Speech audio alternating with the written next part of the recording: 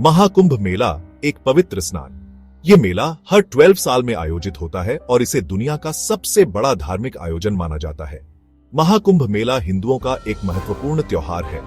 यह मेला 4 स्थानों पर आयोजित होता है: प्रयागराज, हरिद्वार, उज्जैन और नासिक। ये आध्यात्मिक शुद्धि और मोक्ष प्राप्ति का अवसर है। श्रद्धालु यहाँ आकर ध्यान, प्रार्थना और साधना करते हैं। इस मेले में लाखों श्रद्धालु पवित्र नदियों में स्नान करते हैं। यह स्नान उन्हें आध्यात्मिक शांति और पवित्रता प्रदान करता है। मान्यता है कि यह स्नान पापों से मुक्ति दिलाता है। लोग यहाँ आकर अपने पापों का प्रायश्चित करते हैं और नई शुरुआत करते हैं। महाकुंभ मेला भक्ति और त्याग का प्रतीक है। यहाँ लोग अपने जीवन की कठिनाइयों को भूलकर भगवान की भक्ति में लीन हो जाते हैं। श्रद्धालु दूर दूर से पैदल ही इस मेले में पहुंचते हैं। वे अपने साथ भोजन, पानी और अन्य आवश्यक वस्तुएं लेकर आते हैं। वे साधु संतों का आशीर्वाद लेते हैं और धार्मिक प्रवचन सुनते हैं।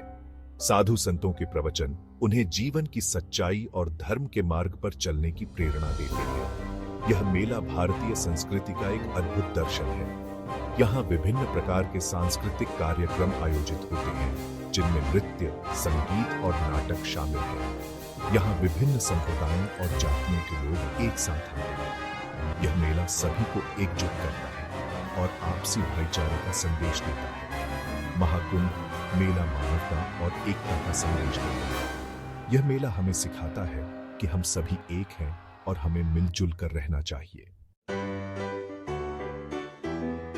महाकुंभ का इतिहास और स्थान। महाकुंभ मेले का इतिहास प्राचीन काल से जुड़ा है। यह मेला भारतीय संस्कृति और धार्मिकता का प्रतीक है, जो सदियों से चला आ रहा है। प्राचीन ग्रंथों और शास्त्रों में भी इस मेले का उल्लेख मिलता है। यह मेला हर 12 साल में लगता है। 12 वर्षों के अंतराल के बाद यह मेला एक विशेष ज्योतिषीय संयोग पर आयोजित होता है, जो इसे और भी महत्वपूर्ण बनाता है। यह 4 पवित्र शहरों में क्रमशः आयोजित होता है: हरिद्वार, प्रयागराज, उज्जैन और नासिक। इन शहरों का धार्मिक और ऐतिहासिक महत्व भी बहुत अधिक है।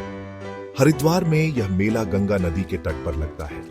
यहाँ श्रद्धालु गंगा में स्नान कर अपने पापों का प्रायश्चित करते हैं और मोक्ष की प्राप्ति की कामना करते हैं। प्रयागराज में यह गंगा, यमुना और सरस्वती नदी के संगम पर लगता है। इस संगम को त्रिवेणी संगम कहा जाता है, जहाँ स्नान करने से तीनों नदियों का पुण्य प्राप्त होता है। उज्जैन में यह मेला शिप्रा नदी के तट पर लगता है। शिप्रा नदी का धार्मिक महत्व भी बहुत अधिक है और यहाँ स्नान करने से आत्मा की शुद्धि होती है। नासिक में यह गोदावरी नदी के तट पर लगता है। गोदावरी नदी को दक्षिण गंगा भी कहा जाता है और यहाँ स्नान करने से जीवन के सभी कष्टों से मुक्ति मिलती है। 2069 का महाकुंभ और नेपाल का महत्व। 2069 का महाकुंभ मेला हरिद्वार में आयोजित हुआ था। यह मेला अपने आप में खास था। इस वर्ष नेपाल से भी बड़ी संख्या में श्रद्धालु आए थे। नेपाल में भी गंगा नदी को पवित्र माना जाता है। नेपाली श्रद्धालुओं ने गंगा नदी में डुबकी लगाई और पूजा अर्चना की। उन्होंने इस मेले को अपने जीवन का एक अविस्मरणीय अनुभव बताया। महाकुंभ का सांस्कृतिक और सामाजिक प्रभाव। महाकुंभ मेला केवल एक धार्मिक आयोजन नहीं है, यह एक ऐसा अवसर है जो लाखों लोगों को एक साथ लाता है। यह भारतीय संस्कृति का एक महत्वपूर्ण हिस्सा है। यहाँ लोग अपनी परंपराओं और रीति रिवाजों को जीवित रखते हैं। यह मेला लोगों को एक साथ लाता है और सामाजिक सद्भावना को बढ़ावा देता है।